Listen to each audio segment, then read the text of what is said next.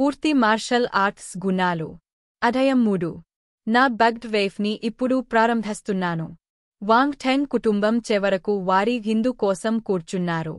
మీ నాన్న సగం ఇంటికి వచ్చాడు, మరి ఏదో పనిలో ఉంది. అతను తిరిగే వెళ్ళవలసి వచ్చింది, కాబట్టి అతను గంటకు పైగా ఆలస్యం అయ్యాడు. మీరు రాత్రి భోజనం ముగించిన తర్వాత తిరిగే వెళ్ళలేరా? వాంగ్ టెంగ్ బెన్నెలో కొంత ఆహారాన్ని ఉంచినప్పుడు లిజియుమి ఫిర్యాదు చేసింది. వాంగ్ టెంగ్ గంటకు పైగా తన గదిలోనే ఉన్నాడు. అతను తన డిన్నర్ గురించి కూడా మర్చిపోయాడు, కాని అదృష్టవశాత్తు అతని తండ్రి పని కారణంగా ఆలస్యంగా వచ్చాడు. ఇది అత్యవసర పరిస్థితి. నేను వెనక్కు వెళ్ళి మొదట దాన్ని చూసుకోవాలి. వాంగ్ టెంగువో నిస్సహాయంగా సమాధానం ఇచ్చాడు. మీ నాన్నను పట్టించుకోం. అతని మనస్సు ఎల్లప్పుడూ అతని తెలివితక్కువ సాంగత్యంపై స్థిరంగా ఉంటుంది. ఓసే వాంగ్ నోవో వద్ద ఆమె కళ్ళు తిప్పింది. వాంగ్ టెంగ్ నవ్వాడు. అతను హైస్కూల్లో ఉన్నప్పుడు అతని తండ్రితో అతని సంబంధం కొద్దిగా ఉద్రిక్తంగా ఉంది. వాంగ్ టెంగువో తన బిడ్డపై గొప్ప ఆశను కలిగే ఉన్నాడు, కాబట్టి సహజంగానే అతను కఠినంగా ఉండేవాడు. అయినప్పటికీ వాంగ్ టెంగ్ తన తిరుగుమాటు దశలో ఉన్నాడు మరియు అతను బాగా చదువుకోలేదు. దీంతో అతడికి, తండ్రికి మధ్య వివాదం మరింత ముదిరింది. దాని గురించి తిరిగి ఆలోచిస్తే వాంగ్ టెంగ్ తన చర్యలు గతంలో నిజంగా పిల్లవాడిగా భావించారు. డైనింగ్ టేబుల్పై వాంగ్ టెంగ్ మరియు వాంగ్ టెంగువో లిజియుమితో పోలిస్తే నిశ్శబ్దంగా ఉన్నారు. ఆమె వాంగ్ టెంగ్ బెన్నెలో ఆహారాన్ని ఉంచి తండ్రి మరియు కొడుకుతో కబుర్లు చెప్పింది. వాంగ్ టెంగ్ ఈ వాతావరణాన్ని ఆస్వాదించారు. వాంగ్ టెంగువో వాంగ్ టెంగ్తో కొద్దిసేపు మాట్లాడారు. అతను ఎక్కువగా తన చదువుపై శ్రద్ధ వహించారు. వాంగ్ టెంగ్ యొక్క సమాధానాలు చాలా ప్రామాణికమైనవి. అతను మునుపటిలా చిన్నపిల్లవాడు కాది, మరియు అతను కుయుక్తులు మేయలేదు లేదా అతని చాప్స్టిక్లను పగులగొట్టలేదు. వాంగ్ టెంగువో ఆశ్చర్యపోయాడు. ఈ రోజు తన కొడుకు భిన్నంగా ఉన్నాడని అతను భావించారు, కాని అతను అతిగా ఆలోచించలేదు. తన డిన్నర్ ముగించుకుని వాంగ్ టెంగువో హడామిడిగా ఇంటి నుండి బయలుదేరాడు. ఒక భారీ కంపెనీకి బాస్గా అతను ప్రతిరోజూ స్థిరపడటానికి చాలా విషయాలు కలిగే ఉన్నాడు. చాలా సమయం అతను రోజుకు 4 నుండి 5 గంటలు మాత్రమే నిద్రించగలరు. వాంగ్ టెంగ్ కూడా ఇంటి నుండి బయలుదేరే ముందు తన తల్లికి సమాచారం ఇచ్చాడు. నేరుగా జిక్సిన్ మార్షల్ హౌస్కు చేరుకున్నాడు. ఒక పసుపు రంగు స్పోర్ట్స్ కారు రాత్రిపూట వీధుల వెంట జూమ్ చేయగడింది. దాని బిగ్గరగా ఇంజిన్ చాలా మంది బాటసారుల దృష్టిని ఆకర్షిస్తుంది. ఈ రోజు చాలా కార్లు ఫోర్స్ను తమ శక్తి వనరుగా ఉపయోగించాయి. ఇంధనం చాలా కాలం నుండి తొలగించబడింది. ఫోర్స్ మరింత పర్యావరణ అనుకూలమైనది మరియు చౌకైనది. మార్గదర్శకులు కేవలం జింగ్వు ఖండం నుండి సాగు పద్ధతులను తిరిగి తీసుకురాలేదు. వారు అనేక కొత్త సాంకేతికతలను కూడా తిరిగే తీసుకువచ్చారు. వాటిలో ఫోర్స్ రూన్ 1. న్యాస్నసైజ్ ఖండం మరియు భూమి నుండి సాంకేతికతలను కలపడం ద్వారా ఫోర్స్ సాంకేతికత పుట్టింది. అప్పటి నుండి కార్లు ఫోర్స్ను ఉపయోగించడం ప్రారంభించాయి. తరువాత కంప్యూటర్లు మరియు ఫోన్లు కూడా కొత్తగా కనిపెట్టిన ఫోర్స్ రూన్స్ చిప్ మరియు బ్యాటరీలకు మారాయి. అవి వేగంగా పనిచేస్తాయి మరియు ఎక్కువ కాలం ఉండగలవు. అరగంట తరువాత వాంగ్ టెంగ్ మార్షల్ ఆర్ట్స్ స్కూల్ వెలుపల కారును నిలిపాడు. అతను కనుగొన్న సమాచారం ఆధారంగా జిక్సిన్ మార్షల్ హౌస్ చైనా యొక్క అగ్ర 3 మార్షల్ ఆర్ట్స్ అకాడమీలలో ఒకటి. ఈ పాఠశాల ప్రధానోపాధ్యాయుడు 12 మెనస్ సఫార్ జనరల్ ర్యాంక్ మార్షల్ యోధుడు. అతను చైనాలోని టాప్ 5 యోధులలో ఒకటిగా నిలిచారు. ప్రపంచవ్యాప్తంగా అతను మొదటి 20 స్థానాల్లో నిలిచారు. యుద్ధ యోధులకు వేర్వేరు ర్యాంకులు ఉన్నాయి. 1 మెనస్ సఫార్ నుండి 9 మెనస్ సఫార్ సైనికులు, 10 menace సఫార్ brigadier general, 11 menace సఫార్ lieutenant general, 12 menace సఫార్ general, 13 menace సఫార్ హైటెడ్ general. దీన్ని బట్టి జిక్సిన్ మార్షల్ హౌస్ సూత్రం ఎంత శక్తివంతమైనదో చెప్పవచ్చు. జిక్సిన్ మార్షల్ హౌస్ యొక్క ప్రధాన కార్యాలయం క్యాపిటల్ జియాలో ఉంది. దాని శాఖలు చైనాలోని పెద్ద నగరాల్లో విస్తరించి ఉన్నాయి. వారి ఉద్యోగంలో చాలా మంది యుద్ధ యోధులు ఉన్నారు మరియు చాలా మంది శక్తివంతమైన వ్యక్తులకు జన్మనిచ్చింది. జిక్సిన్ మార్షల్ హౌస్ యొక్క డోన్షై శాఖ సముద్రం పక్కన ఉంది. చీకట్లో అది పెద్ద క్రూర మృగంలా పడి ఉన్నట్టు కనిపించింది. అది కప్పబడిన భూభాగాన్ని ఉన్నత పాయసాలతో పోల్చవచ్చు.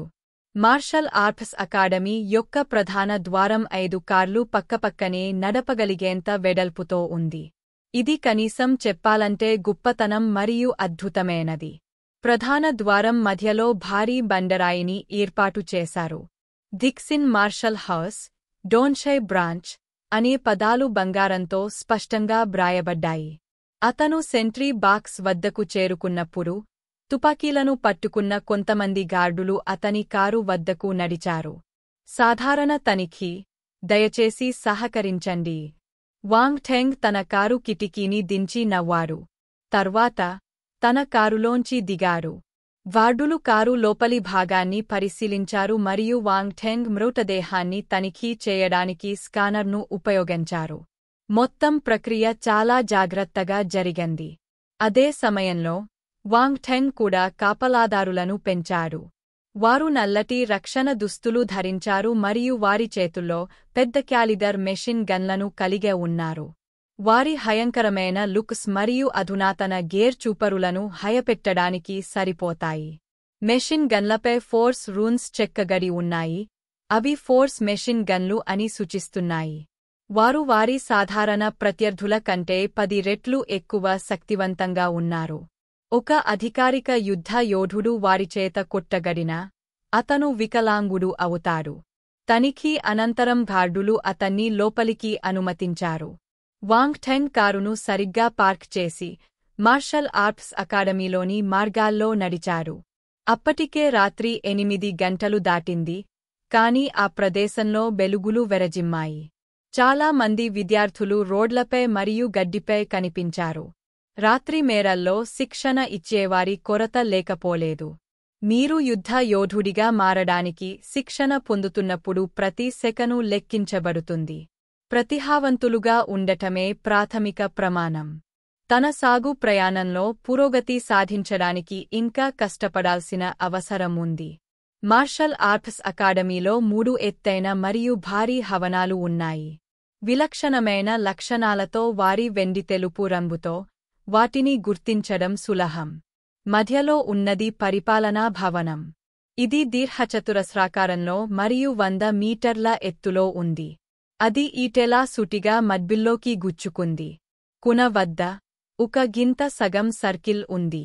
ఎడమవైపు యుద్ధ శిష్యుల బోధనా భవనం ఉండగా కుడివైపు యుద్ధ శిష్య శిక్షణ భవనం ఉంది. ఈ 2 భవనాలు 2 భారీ గుండ్రని బంతులలాగా ఉన్నాయి. అవి పొడవుగా లేవు, అయితే 3 అంతస్తులు మాత్రమే ఉన్నాయి, కాని అవి చాలా విశాలంగా ఉన్నాయి. స్థూల అంచనా ప్రకారం అవి డోన్షై నంబర్ 1 హైస్కూల్ స్టేడియం కంటే 2 రెట్లు పెద్దవి. ఈ 3 భవనాల స్థలాలు ప్రిన్సిపాల్ యొక్క పేలవమైన హాస్యం యొక్క పని అని వాంగ్ ఠెంగ్ను అనుమానించారు. వాంగ్ ఠెంగ్ తన హోంవర్క్ పూర్తి చేశాడు, కాబట్టి అతను సంకోచం లేకుండా అడ్మినిస్ట్రేటివ్ భవనం వైపు పరుగెత్తాడు. సిబ్బంది మార్గదర్శకత్వంలో అతను తనను తాను యుద్ధ శిష్యుడిగా నమోదు చేసుకున్నాడు మరియు యుద్ధ శిష్యుడు బోధనా భవనానికి వెళ్ళాడు. మార్షల్ ఆర్ట్స్ అకాడమీ 16 మరియు 30 సంవత్సరాల మధ్య వయస్సు గల విద్యార్థులను మాత్రమే అంగీకరిస్తుంది. ఇది వనరుల బ్రౌఢాను నిరోధించడానికి ఉద్దేశించబడింది. వాంగ్ ఠెంగ్ వయస్సు కేవలం 17 సంవత్సరాలు, కాబట్టి అతనికి వయస్సు సమస్య కాదు.